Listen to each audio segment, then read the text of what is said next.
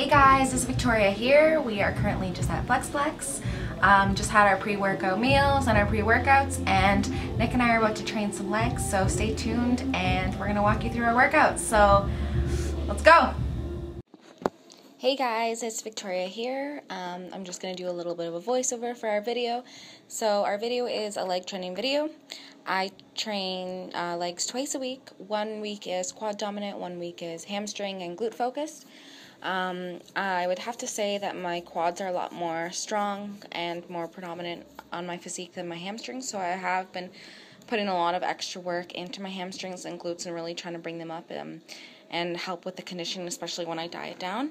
So I'm still in my off season. I'm going to be in my off season for another few months. My carbs have been increased again, so I'm about 230 grams of carbs. That's not including any veggies or fibers, so with those it would be even higher.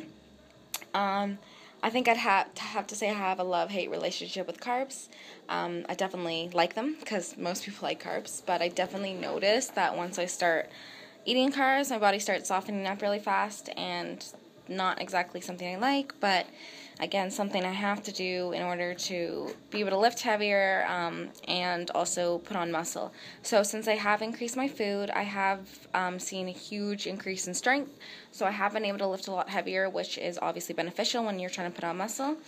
I've also not been hungry, which is nice, and had a lot more energy. So especially with this whole startup of our business, the gym, which is FlexPlex Canada, FlexPlex Muscle and Fitness, and it's in London, Ontario. So if you haven't checked us out, make sure to do. But anyways, just with having the work and so many hours, it's nice to have a lot more energy, and it would be really hard if I was on prep trying to get this going and being in a deficit of calories. So I will keep having weekly check-ins with the coach and kind of see how my body's responding, see if the carbs are going to increase, stay, or maybe even decrease depending, like, if I'm getting too soft, because you don't want to lose too much conditioning off season, or when you get to dieting, it's going to be pretty hard. And I would have to say I have learned that the hard way, where I've had a really bad off season, and getting back into contest shape was extremely difficult. So it's something I don't ever want to have to experience again. So I make sure that I work very closely with my coach and give him a lot of feedback, and make sure to check in with him every week. And if you don't work with someone in the off season, I suggest to work with someone, or make sure to set goals with yourself so you can keep yourself accountable. I know that a lot of people in the off season, it can get really messy, and they can get really, really off track because they don't feel they have a goal in mind. So when you're doing a show, you have something to work towards for 16 weeks or however long, but when you are in your off season, it's a big chunk of time that you're just don't really have a goal that's like in sight. So it can be really easy to fall off track and get into a bad pattern with eating. So it's important that you make sure to set tiny goals along the way, have someone, a coach, or yourself to help keep you accountable. And make sure you're following a plan, not just in contest time, but also throughout the off season, so you can really focus on getting your metabolism back together, getting your hormones regulated, putting on muscle, or whatever your goals might be. So I know that off season can be very difficult for a lot of people in terms of the mental side of it.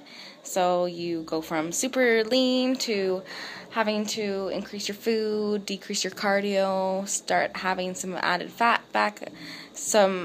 getting added back on, which can be a little bit hard on you mentally, as you've seen yourself at one point for so long, and your whole goal was so focused on obtaining that level of conditioning, and then when you switch to an off season, you have to kind of like push that aside and go, you know what, now it's time to increase my calories, and you're going to start losing the conditioning in order to put on muscle. So I know for myself, it's definitely a work in progress.